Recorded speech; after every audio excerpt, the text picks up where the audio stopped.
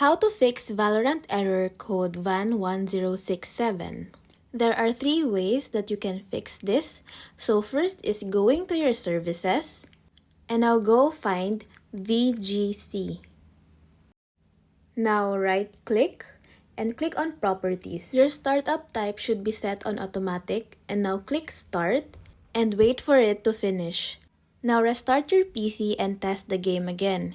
If it still doesn't work, you can go to your command prompt, run as administrator, and this will pop up. Now type ipconfig/flushdns. Then type again netsh space winsock space reset.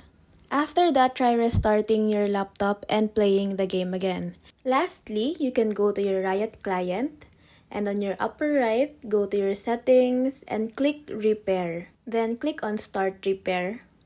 This will take some time, so be patient. And then now try launching the game again. Hope this helps!